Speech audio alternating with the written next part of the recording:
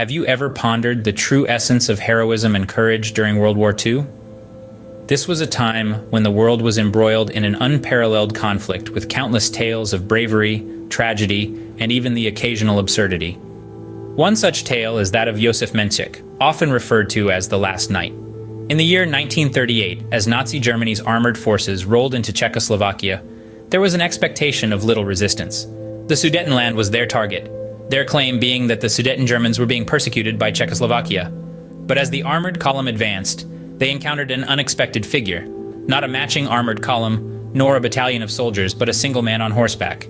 This was no ordinary man, however. He was decked out in full medieval armor, brandishing a sword and a halberd.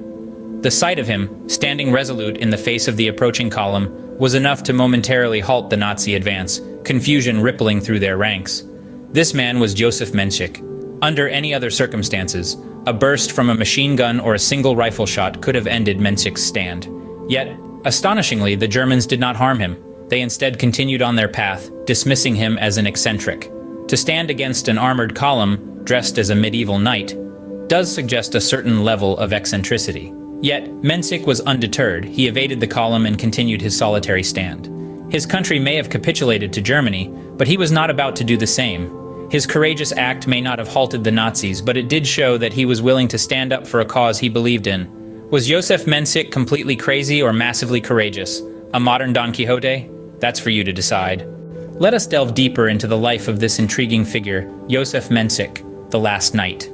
Born into a small noble family with roots tracing back to the Holy Roman Empire, Mencik's fascination with history led him to purchase the Dobruz Castle in 1911. A castle dating back to the 14th century, it had been ravaged by storms and fire. Yet Mencik saw past its ruin and envisioned its former glory. Over the years, the castle was lovingly restored by Mencik, who filled it with antiques and curiosities.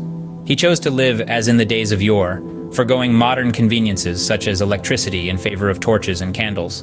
His life echoed the chivalry of the past, and his community embraced him. Mencik's castle became a living museum, a place where the town's children could experience history firsthand.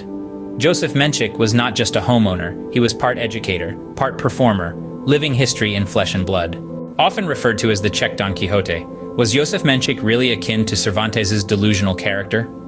This question has sparked many a debate among historians and enthusiasts alike. The comparison is not without merit. Both men were in their own way knights, albeit in different centuries and contexts.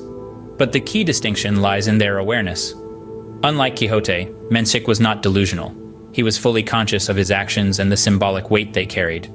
Choosing to embody the characteristics of a knight, he made a stance that was more than an act of defiance against the Nazi war machine.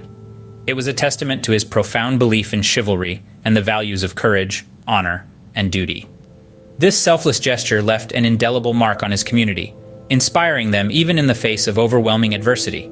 Josef Mencik, the Last Knight, was a man who lived his values, stood up for his country, and left a unique mark in the annals of history.